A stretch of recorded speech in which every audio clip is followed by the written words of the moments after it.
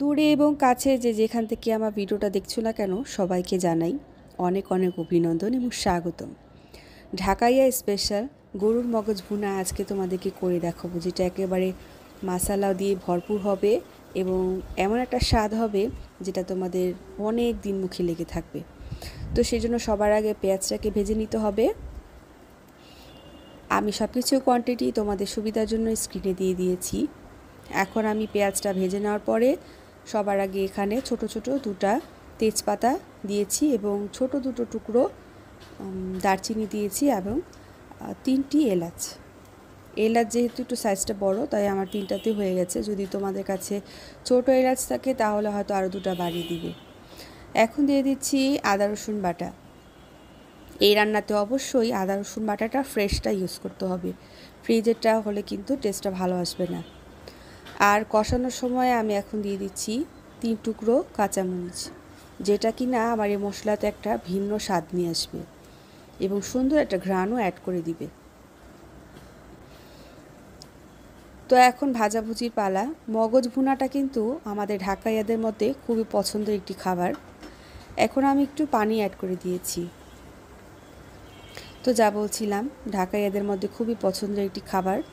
আমাদের ঢাকাইয়া ফ্যামিলিতে তো মগজ ভুনাটা খুবই পছন্দ করে খায়, আর খাবেই বা না কেন। যে সুস্বাদু খাবার, আমার মনে হয় যারা কখন ট্রাই করেনি তারা একবার হলেও ট্রাই করবে। 1.5 চা চামচ লাল মরিচ গুঁড়া আর আধা চা চামচ জিরা আমি দিয়েছি এখানে হলুদ গুঁড়া, আধা চামচের থেকে একটু বেশি হবে, আর ধনিয়া গুঁড়া। তোমরা হয়তো ভাবছো যে বন্যা আপু এখনও কেন জিরা গুঁড়াটা অ্যাড করলো না।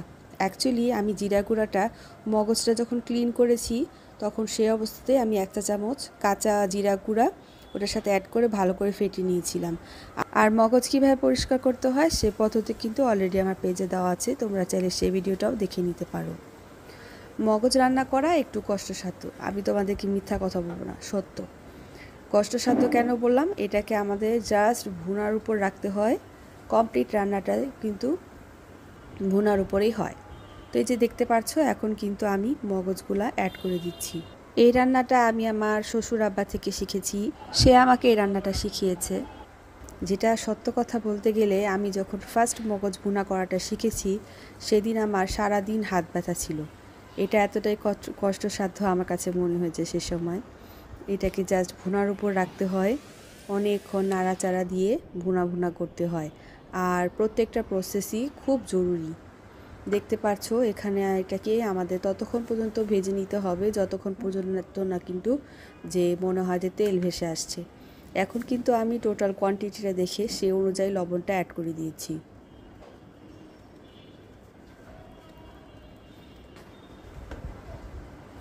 এখন আমি প্রয়োজন মতো পানি এখানে ব্যবহার করে নিচ্ছি এবং পানিটা দিয়ে মগজটাকে সেদ্ধ করে তারপর আমাদেরকে আবার ভুনার যে প্রসেসটা আছে সেটা আবার কন্টিনিউ করতে হবে।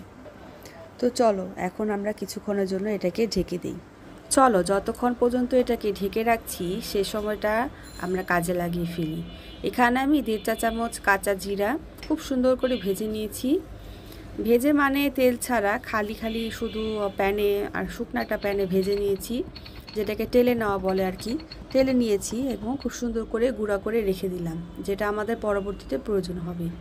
দেখতে পাচ্ছ মগজে কিন্তু এখন অলরেডি অনেক পানি আছে, এটারে ভালো করে আমাদেরকে ভুনা করে নিতে হবে।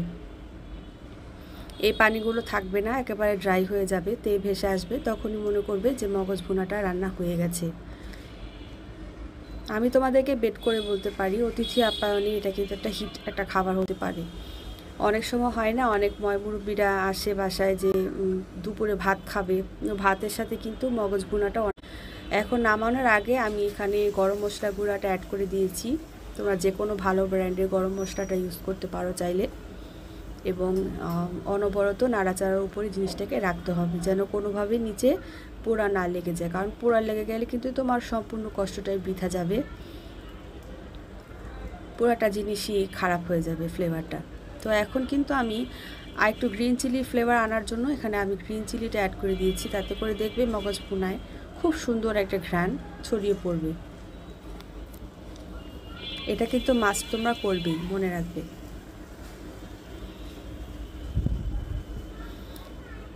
যত সুন্দর করে ভাজা হবে ভুনা হবে জিনিসটা খেতে ততটাই সুস্বাদু লাগবে।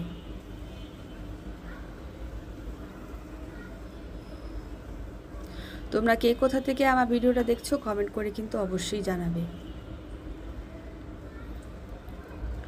তো এখন কিন্তু প্রায় আমাদের রান্না কমপ্লিটের পর্যায়ে। এখন এই পর্যায়ে আমি দিয়ে দিচ্ছি জিরা গুঁড়াটা, যেটা আমি একটু আগে করে রেখেছিলাম, তোমরা দেখলে। সেই জিরা গুঁড়াটা, ফ্রেশ যে জিরা গুঁড়াটা, সেটা ইউজ করে দিচ্ছি এখানে। আর অবশ্যই ফ্রেশ জিরাটা ইউজ করতে হবে, তাতে করে একটা সুন্দর ফ্লেভার ছড়িয়ে পড়বে, পুরো বাড়ি গন্ধে মোমো করবে। দেখতে পাচ্ছ তেল ভেসে এসেছে, এটা কিন্তু এখন পারফেক্টলি ভুনা হয়ে গেছে। তোমরা চাইলে এটা পরোটা, লুচি, সাদা রুটি, ভাত সব কিছুর সাথে খেতে পারো, যার যেরকম ইচ্ছা। যারা পুরোটা ভিডিও জুড়ে আমার সাথে ছিলে তাদেরকে জানাই অসংখ্য ধন্যবাদ।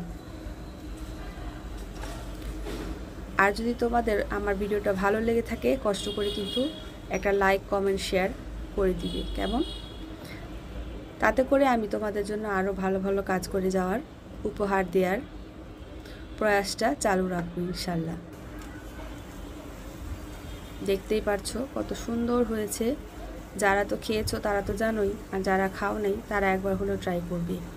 এবং সেম এই প্রসেসে তোমরা চাইলে খাসির মগজও ভুনা করতে পারো। আমি খাসির মগজ এভাবে ভুনা করে দেখেছি, খুব মজা হয়। ধরো যে 6টা খাসির মগজে একটা গরুর মগজের সমান, তারপরও কিন্তু স্বাদ একেবারে আমার কাছে সেমই মনে হয়েছিল। তো তোমরা সেভাবেও খেয়ে দেখতে পারো। আর বেড়ে রেখে দেওয়ার কিছুক্ষণ পরে দেখবে তেল ভেসে আসবে। ফার্স্টে হয়তো তেলটা নাও দেখা যেতে পারে, কিছুক্ষণ পরে দেখবে তেল ভেসে আসবে। অবশ্যই ট্রাই করবে। এবং সবাইকে জানাই আন্তরিক ধন্যবাদ যারা পুরোটা ভিডিও জুড়ে ছিলে। Thanks for watching my video. সবাই আমার সাথেই থাকবে, আমাকে সাপোর্ট করবে, যেন আমি তোমাদের জন্য আরও ভালো ভালো কাজ উপহার দিয়ে যেতে পারি। আজকে এই পর্যন্ত।